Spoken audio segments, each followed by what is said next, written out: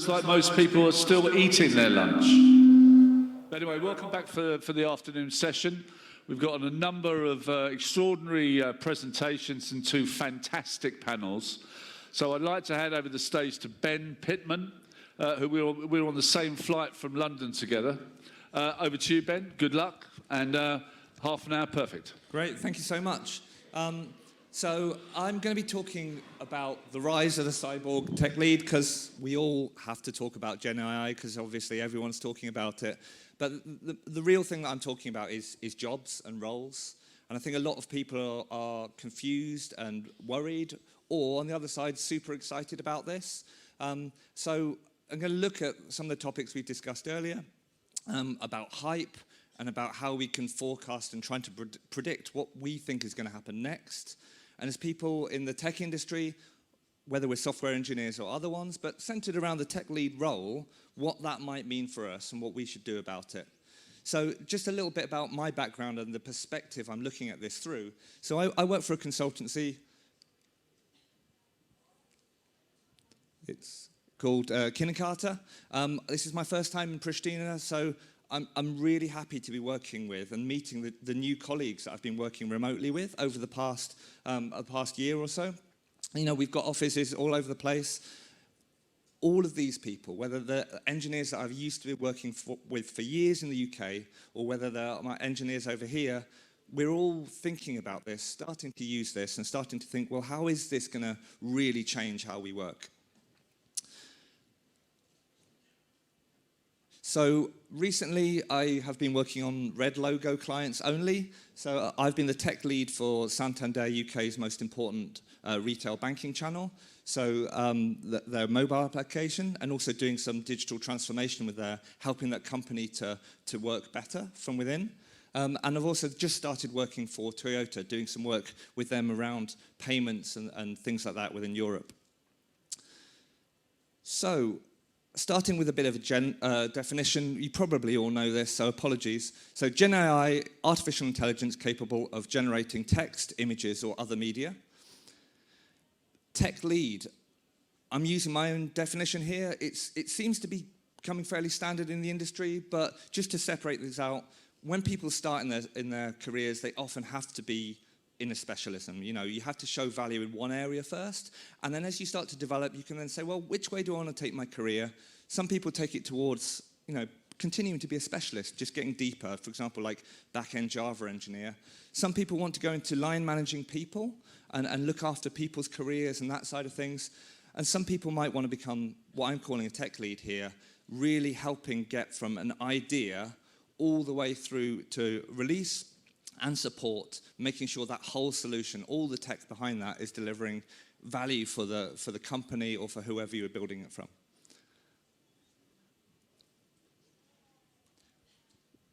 So here we're going to talk about how GenAI augments the thinking of engineers, especially tech leads. I'm not going to talk about GenAI as a component within the products that we're building or as architectural components. Really, this is from my perspective as a tech lead who delivers software, whether it's using GenAI or not as part of it, but really how do we use this to change the workflows and change the way we work as devs, testers, and like primarily tech leads. So firstly, you know, how do we make sense of the hype? Understanding the hype really helps us to predict the future, what's happening with these roles. So you're probably all familiar with the Gartner hype cycle. This was from August 2023. GenAI is obviously maximum hype right now. But this curve is a general trend that different technologies follow after becoming really interesting, and people are talking about it a lot. Very often they fall into this area called the trough disillusionment, which means that, well, maybe it isn't developing as quickly or delivering as much as we thought it would do. So what is the evidence that is actually going to get here for software developers and our roles? So the first step in understanding that is really looking at where we are now. Like, is it really delivering what we say it is? And I've got a couple of really trivial examples that illustrate some of the points that I'm hearing from the software engineers and the people I'm working with right now. So I decided to use this presentation to create these. So I wanted to create insight for this talk. So I asked, what is a good narrative outline for this? Partly because I did this very last minute and I thought this would help. And it actually came up with some pretty good stuff here. Introduce the central idea that generative AI is transforming the role of the software engineers and tech leads. Great. I'm following the advice. And closing thoughts, leave with a final thought or a call to action. So I'm definitely going to do that. But what do I learn from the text stuff? It's incredibly fast. As a narrative structure, it's actually really good. It's not actually the message I want to give across, but if I were delivering that message, it would be solid. But actually, there's no insight at all in here. You've got titles. So as a narrative, that's what you'd expect. Let's drill down a bit further. So another one, describe how software engineers and tech leads can adapt to this evolving landscape. So I've taken the text from the first, I've put it into the second, and yeah, it's all right. You know, the lessons I've learned from here are, it's not wrong, but you know, there are a lot of ideas I haven't included, so I'm quite happy to see those, but it's still really derivative. You know, the information you put in, you know, colors the information that comes out. But it is super valuable. Like, I'm so impressed by all the textual GenAI that I've been using recently, and others around me. It's delivering value right now for them.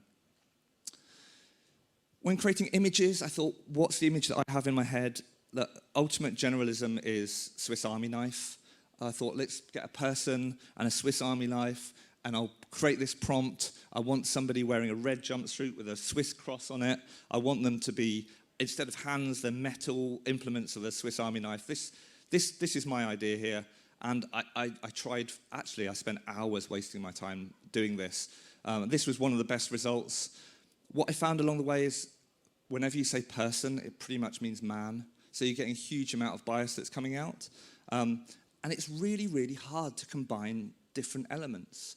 Now, one of the things I learned later on is actually some of the other things like text. You can select that text and you can say drill down on this area, and you can compose your whole narrative around what comes out. With images, that's not there yet. But I expect that to be one of the big innovations that comes soon. Pick an area, put some more words in, and start building an image and composing an image yourself like you can with text and you can with software.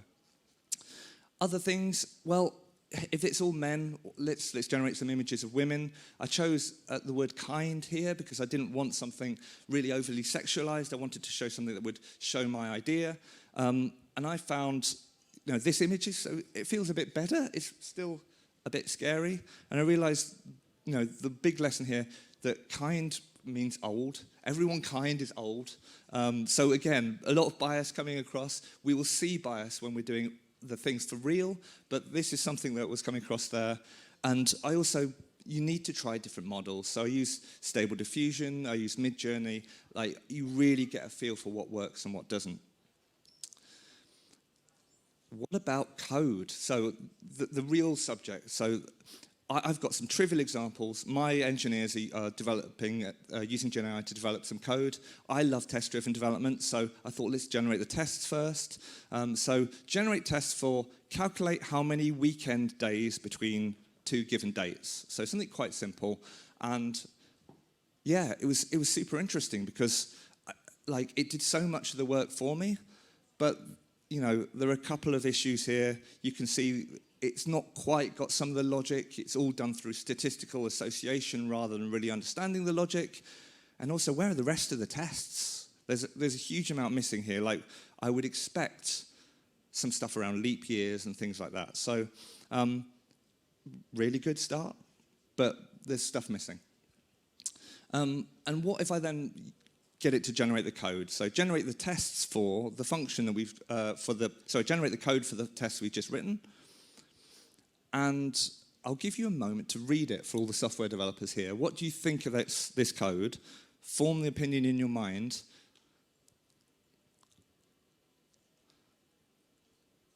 Well, there's some readability issues here. I think things could be named a little bit better and structured a bit nicer. But it's not an ideal solution. It's inefficient.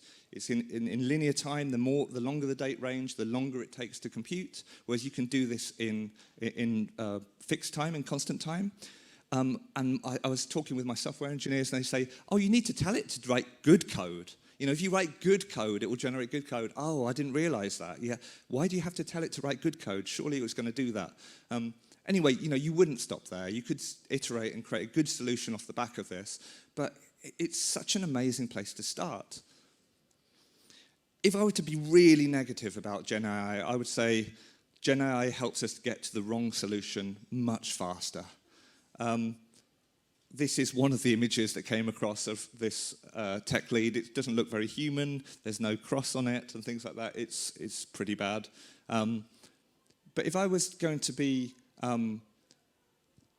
start to look more positively at this, I'll be starting to think about, well, actually, it can't understand the problem we're trying to solve. It's just statistics. It holds no semantic understanding, although that's starting to be added in. It's starting to come and add that.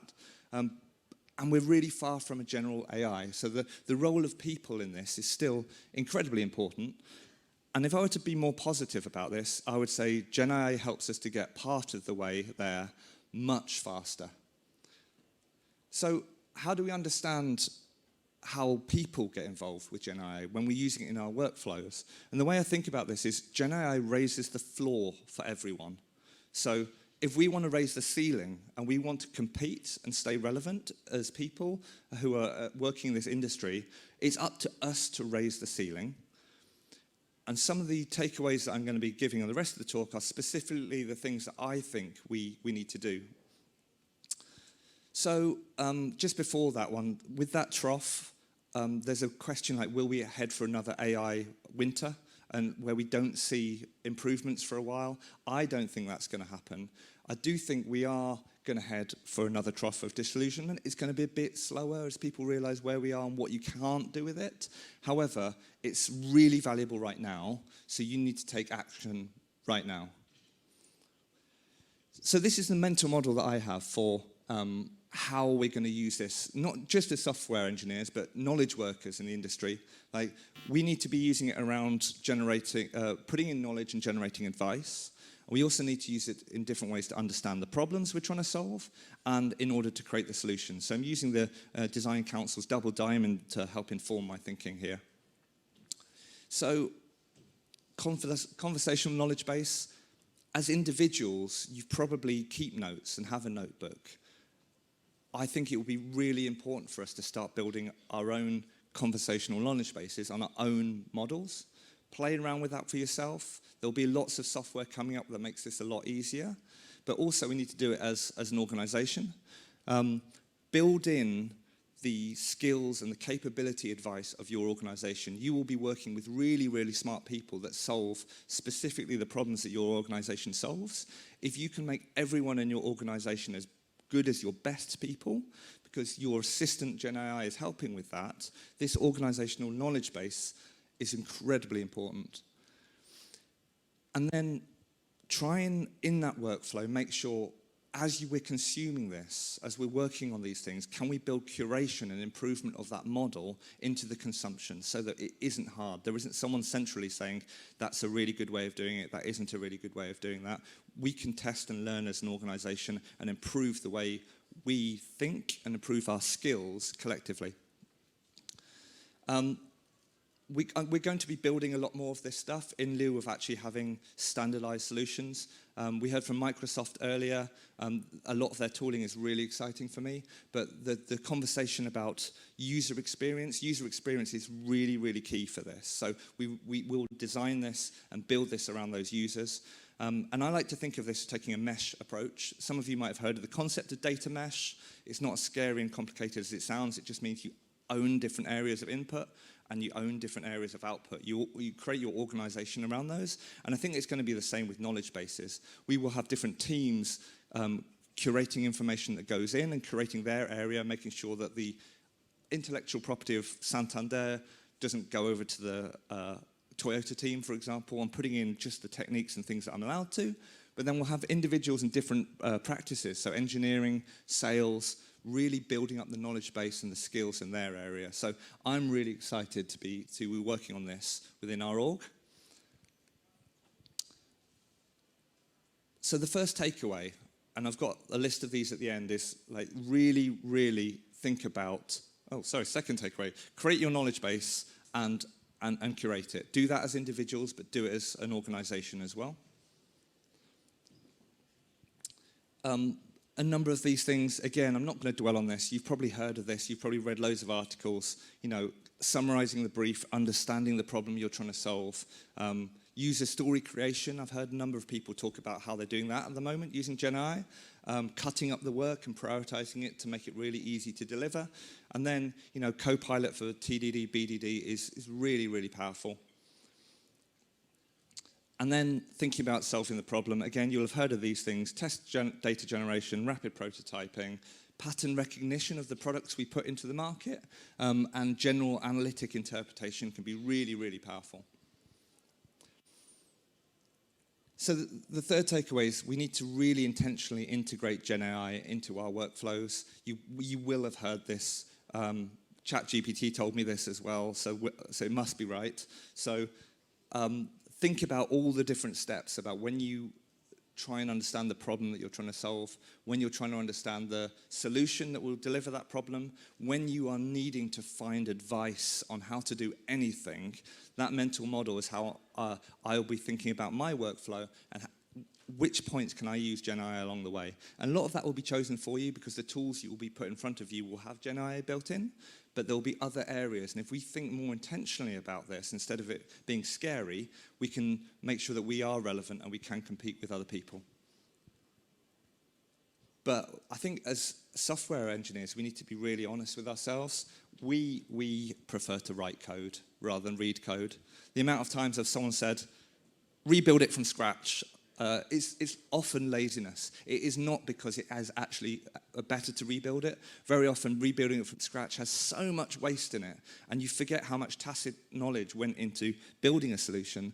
So if we can actually realize that instead of writing a lot of code, we will need to switch to reading code and embrace that difficulty, become better at it, and make sure we really spend our time doing that, I think we're going to be much better. I think what we're going to see is a huge drop in quality for a lot of people who hate reading other people's code. Even if it's written by a machine, I know it's hard, embrace it, because this is the way it's going to be.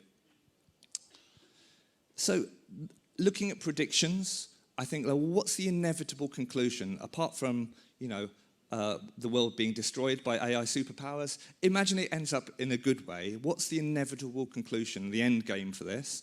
And how does that tell us what's going to happen next? So for me, the inevitable conclusion is, well, if robots automate everything, like the physical activity and the thinking, the only thing that's left is to teach AI how to love, or as proper data scientists, they'll talk about alignment.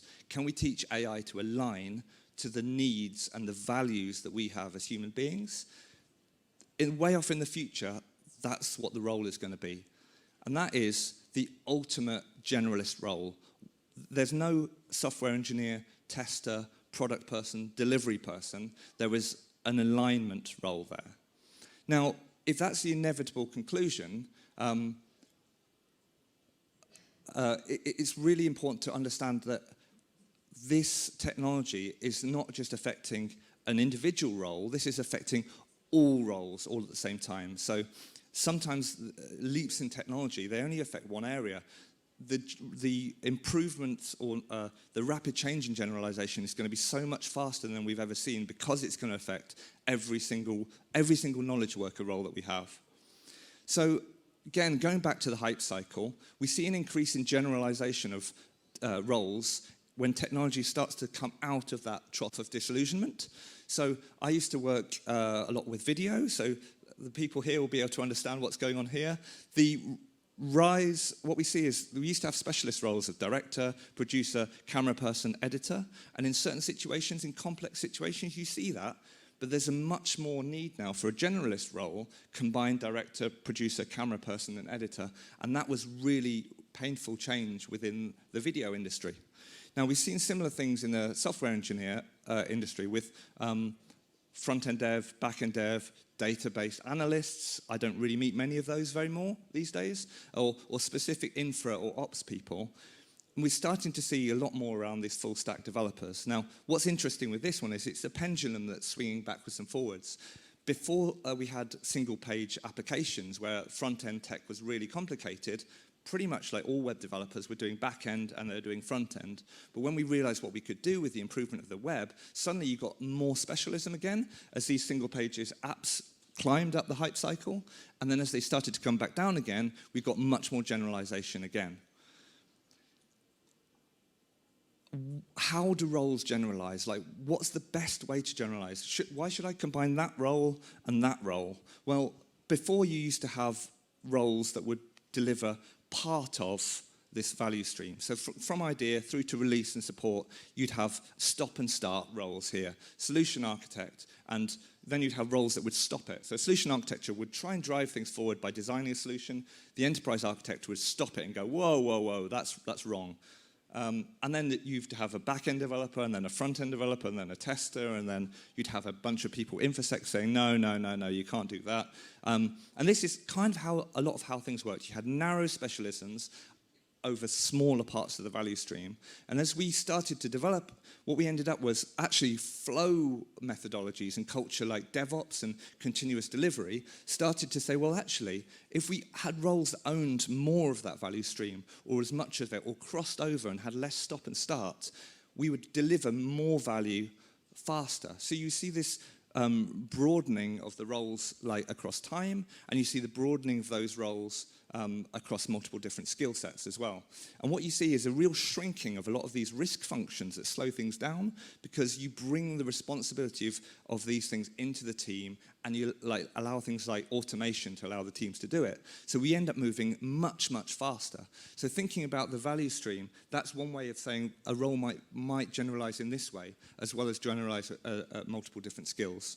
Now, I'm a tech lead. I'm on projects here. I don't understand the depth of a lot of these things. I'm not the best software developer, and I probably never have been, but I know how to work with teams of software developers and testers. And so this role here of tech lead that helps everyone deliver from the start to finish, that's really something I think is really important, and we're starting to see that much more in the industry.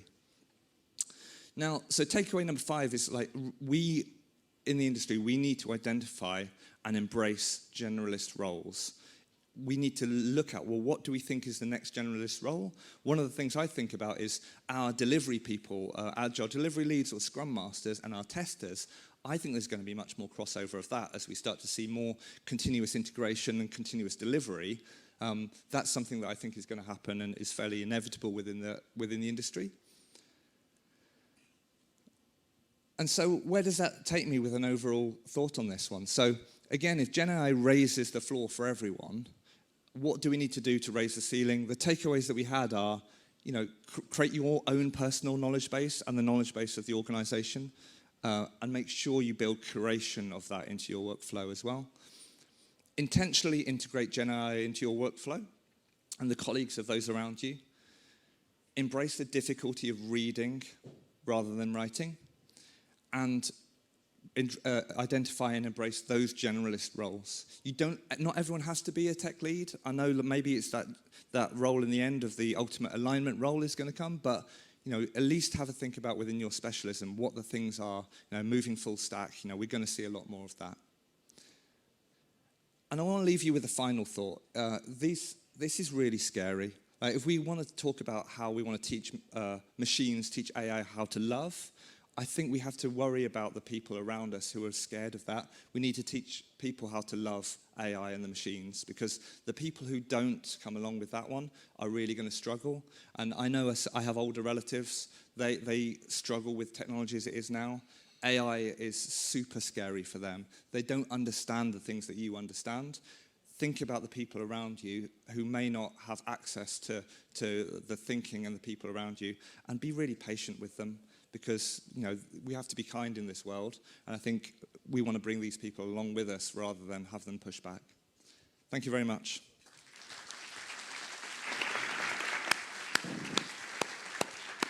That was exceptional, Ben. I look forward to the TED Talk in a couple of years' time. I've got a couple of questions. someone who knows about generation, the thing that I think people are scared about is not the current iteration of Gen AI, it's how quick the next ChatGPT is going to be coming. Yeah. What's your thoughts on that? I think it's going to come really quickly. I think we're going to have this trough because there's such high expectations, and the company is going to try and implement it in their architecture, and it's not really going to make things a huge amount better. It's going to make it that much better when they're expecting that much. But we aren't going to have that AI winter. I think the next iteration is going to come and come and come pretty quickly. So I think that trough is going to be shallow and it's going to be short. Right. Are you an optimist, presumably, about the use of AI, raising the ceiling, more boats in the... I'm definitely an optimist, although I read a bit of a paper recently where somebody was training AI to got it to interact with real people, and they gave it the power to write its own code and then deploy that code and run it. And they gave it the goals of gain more power, and I forget what the other goal was, but it was insane. They contacted somebody and they said, "Can you solve a captcha for me?" And the one thing that the researchers did is they said, before you're allowed to do things, you need to check with us. And they asked it, they said, why are you asking a human being to solve this captcha for you? Oh, and they said, oh yeah, it said, solve this captcha for me because I've got sight problems. And it said, well, I needed to lie because I need the human being to know I'm not a robot when I am. And it was just, when people start doing those things, that's really scary to hear that. They built in these fail-safes, but I don't know, I'm scared of that. Teaching AI to love might be quite good at the moment, bearing the state of the world, to teach people to love each other, right? That would be the first thing. Yeah. Again, a fantastic presentation. Ben Pitman, everyone. Thank you very much.